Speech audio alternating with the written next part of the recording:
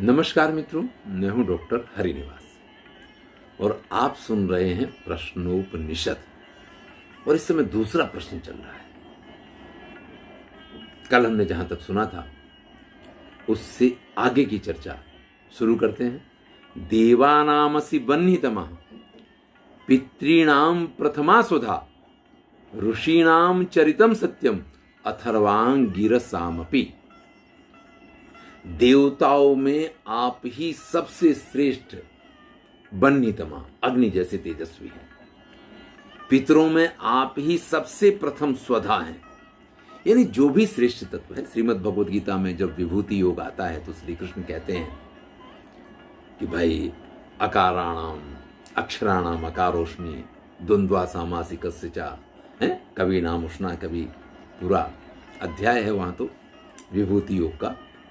तो ये जो विभूति योग है, जैसे उसमें कृष्ण ने स्वयं को सब विभूति के रूप में प्रदर्शित किया है, वैसे यहाँ पे प्राणों को, जो भी इस संसार में सबसे श्रेष्ठ है, उस स्वरूप में प्राणों को दर्शाया जा रहा है, क्योंकि प्राण ही वो तत्व है जो इस पूरी सृष्टि का संचालन करता है। तो देवानामसि बह्नितमा, देवताओं में आप सबसे उत्तम अग्नि स्वरूप हैं। पितॄणाम प्रथमा सुधा, और पितरों में आप सबसे प्रथम, जिन पितरों की उपासना होती है वो स्वधा हैं। और ऋषि जिसका आचरण करते हैं, कौन से ऋषि? अथर्व अंगिरस जैसे ऋषि जिसका आचरण करते हैं, वो सत्य, वो धर्म, वो आचरण, वो पालन आप ही है। यानी ऋषि लोग जिसका आचरण करते हैं, जिस धर्म का पालन करते हैं, वो आचरण, वो धर्म, वो सब कुछ आप ही हैं। इंद्रस्त्वम प्राण तेजसा रुद्रोसी परिरक्षिता त्वम अंतरिक्षे चरसी सूर्यस्त्वम ज्योतिषाम पति।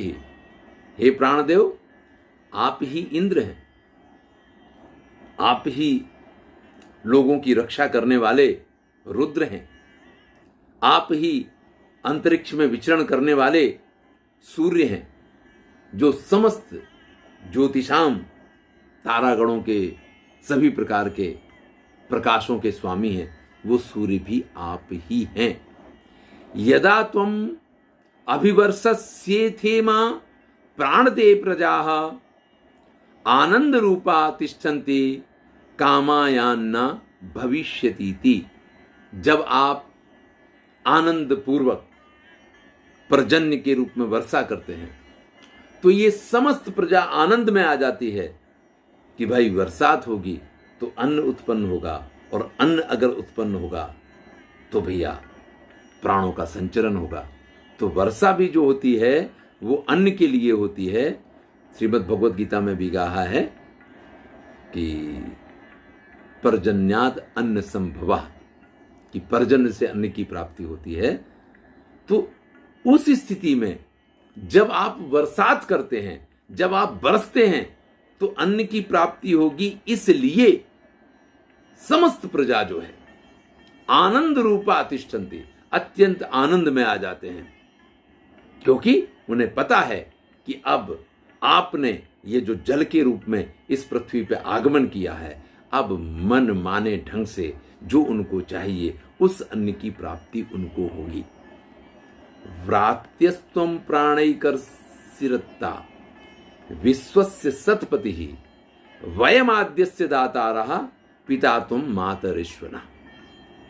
आप व्रात्य हैं, जिनका कोई संस्कार नहीं। देखिए, संस्कार शरीर का होता है, आत्मा का संस्कार आप कैसे करेंगे? 16 संस्कार आप आत्मा के कैसे कर सकते हैं? शरीर जन्म लेगा, शरीर मां के गर्भ में आएगा, गर्भाधान आत्मा का तो नहीं होगा, गर्भाधान शरीर का होगा। तो जो भी 16 संस्कार हैं, अंत्येष्टि आत्मा की तो होनी नहीं है, विवाह आत्मा का तो होना नहीं है। तो संस्कार तो सारे रई के होते हैं, प्राण तत्व के नहीं होते हैं। तो यहां ये कह रहे हैं कि व्रात्यस्त्व, आप संस्कार रहित हैं, जिसके संस्कार नहीं होते हैं। लेकिन एक ऋषि, लेकिन आप ही सबसे श्रेष्ठ ऋषि हैं। यानी संस्कार होने के बाद जिस चीज की प्राप्ति होती है वो तत्व आत्मा में हमेशा विद्यमान रहता है। थोड़ा सा समझें आप इस चीज को। अगर आप कुछ गलत करने जाते हैं, आपकी आत्मा तुरंत आपको टोकती कि भैया ये गलत है, क्योंकि उसको संस्कार की जरूरत नहीं है, वो स्वयं शुद्ध है। वो तो आप उसकी नहीं सुनते हैं आत्मा की, इसलिए आप गलत काम करते हैं, बल्कि आत्मा की अगर आप सुनने लग जाए ना, तो व्यक्ति कभी कोई गलत काम करेगा ही नहीं। तो आप संस्कार रहित हैं। व्रात्यस्त्वम प्राणैहि एक ऋषि ही, लेकिन हे प्राण, आप सबसे श्रेष्ठ ऋषि हैं। अत्ता विश्वस्य सतपते, और ये समस्त संसार जो है ना, आप उसके भोक्ता हैं।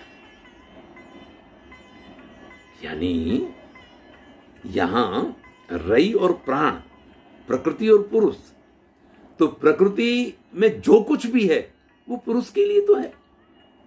तो यहां जो कुछ भी सृष्टि में है, आप ही उसके देने वाले हैं और आप ही उसके भोग करने वाले हैं। आप ही ऐसे हैं जो इस संसार में सबके पिता, मातरिश्वना और हमारे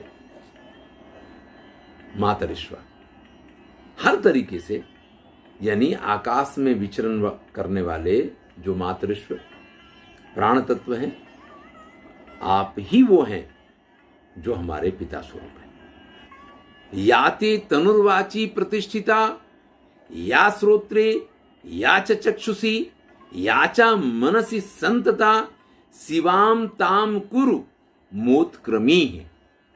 सभी इंद्रियां प्रार्थना कर रही हैं कि भाई इस शरीर में, इस वाणी में, इन कानों में, इन आंखों में, याद कीजिए कि उपनिषद में कि आंख की जो आंख है, कान का जो कान है, तो यहां पे ये कह रहे हैं इस शरीर, इस वाणी, इस कान, इन आंख, इस मन में, सब में आप प्रतिष्ठित रहें, प्राण तत्व सब में विद्यमान रहे।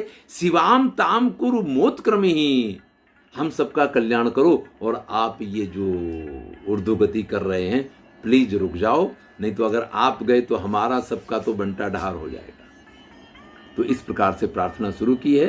अंत में कहते हैं प्राणश्चेदम वसे सर्वम त्रिदेवे यत प्रतिष्ठितम मातेव पुत्रान रक्षस्व श्रीश्च प्रज्ञाम चा विधेहि न इति। ये प्राण ही वो तत्व हैं जिसके वश में सभी है। प्राणश्चेदम वसे सर्वम, जिसके वश में सब कुछ है, वो एकमात्र प्राण तत्व है। त्रिदेवे यद प्रतिष्ठितम, और जिसकी प्रतिष्ठा त्रिदेव, त्रिदिवे यद प्रतिष्ठितम, जिसकी प्रतिष्ठा, त्रिदिव कहते हैं स्वर्ग को, स्वर्ग में जिसकी प्रतिष्ठा है वो भी प्राण तत्व ही है। मातेव पुत्रान रक्षस्व, हे प्राणदेव, आपसे प्रार्थना करते हैं कि आप माता जैसे अपने पुत्रों की रक्षा करती है, इस प्रकार से हमारी रक्षा करें। श्रीश्च प्रज्ञाम च विधेहि न इति, और हमारी श्री यानी हमारे कल्याण, हमारी संपत्ति, हमारी समृद्धि और हमारी बुद्धि, इन सब में अभिवृद्धि करें। तो भैया जब प्रार्थना की जाती है तो अंत में कुछ ना कुछ मांगा जाता है। उस प्रकार से यहाँ इनके पास से ये याचना की गई है। तो प्राण तत्व ही, अब प्रश्न का जवाब देख लीजिए। पूरी व्याख्या तो कर दी सभी श्लोकों की या सभी मंत्रों की, श्लोक तो नहीं कहते हैं। ऋग्वेद में, यजुर्वेद में, सामवेद में, अथर्ववेद में जो हैं उनको मंत्र ही कहा जाता है। कई बार बोलने में हम श्लोक बोल जाएं वो अलग बात है। तो सभी मंत्रों की तो व्याख्या हमने यहाँ पे कर ली है, लेकिन प्रश्न आपको समझ में रहा है, आप भूल गए हैं तो फिर से याद दिलवा दूं कि प्रश्न ये था कि इस प्रजा को यानी शरीर को धारण कौन करता है और सबसे श्रेष्ठ कौन है। दो बातें ये महत्वपूर्ण है। तो उन्होंने कहा कि धारण करने के लिए तो पंच ज्ञानेंद्रियां, पंच कर्मेंद्रियां और जो है, मतलब वहाँ उल्लेख सबका नहीं है। उल्लेख तो आकाश, वायु, पृथ्वी, जल, इन पंच तत्वों का, और मन, आंख, कान, इन्हीं का, वाणी, इनका ही किया गया है। लेकिन फिर भी इसके आधार पे आप ये मान सकते हैं कि सभी इंद्रियां हैं जो अपना अपना प्रकाश फैलाती हैं, यानी सब अपने अपने वर्चस्व को दिखाती हैं कि वो श्रेष्ठ हैं, वो श्रेष्ठ हैं। जब जो इंद्रिय आपको अपना वर्चस्व दिखाती है उसके बस में होकर के आप नाचने लग जाते हैं, ये इसका प्रमाण है। लेकिन जब प्राण तत्व ने ये कहा कि भैया आप सब लोग तो सिर्फ एक साधन हो, वास्तविक तत्व तो मैं हूं, तो किसी ने विश्वास नहीं किया। और जब विश्वास नहीं किया तो प्राणों ने अपनी ऊर्ध्व गति शुरू की। यानी उन्होंने कहा कि ठीक है, आप अगर चला सकते हो तो चलाओ, हम ये जा रहे हैं। तब सबको लगा कि नहीं, इनके जाने से तो हम भी चल दिए, हमारी भी कोई स्थिति नहीं है। आप समझ सकते हैं कि अगर शरीर में प्राण नहीं है तो शरीर की सारी इंद्रियां सब कुछ बेकार हो जाया करता है। वही बात यहाँ पे प्रस्तुत की गई है। तो प्राण ही सबसे श्रेष्ठ हैं और फिर तो सभी इंद्रियों ने प्राणों की प्रार्थना की है। अब आप समझ सकते हैं कि अगर प्राण जो है, अब प्राण जो है वो 5 रूपों में स्थित होकर के किस प्रकार से इस शरीर का संचालन करता है, तो 5 प्राण माने गए हैं। 5 वायु हैं, प्राण वायु, अपान वायु, उदान वायु, समान वायु और व्यान वायु। तो ये 5 जो वायु हैं उस रूप में प्राण इस पूरे शरीर में संचरण करते हैं और उसी से ये पूरा शरीर चला करता है। इस रूप में सबने उनकी स्तुति की है। और जब किसी की स्तुति की जाती है तो इस प्रकार से बताया जाता है कि जो भी संसार में सबसे श्रेष्ठ है वो तो आप ही हैं। उसी प्रकार से यहाँ स्तुति की गई और अंत में उनसे ये कामना की गई कि हे प्राणदेव, आप माता जैसे पुत्रों की रक्षा करती, इस प्रकार से हमारी रक्षा करें और हमेशा हमारा कल्याण करते रहें। धन्यवाद। यहाँ आकर के ये आपका जो दूसरा प्रश्न है वो पूरा होता है। अब आपको कितना समझ में आया वो तो मुझे नहीं पता है, लेकिन मैंने अपनी तरफ से प्रयास किया है। अगर आपको अच्छा लगता है तो कमेंट अवश्य कीजिएगा, जिससे कि मैंने आपसे कहा है कि मुझे एक उत्साह मिलता रहे। चलिए, इससे आगे की चर्चा, प्रश्न 3 की चर्चा अगले वीडियो में करेंगे। मैं हूं डॉक्टर हरिनिवास। आनंद लीजिए।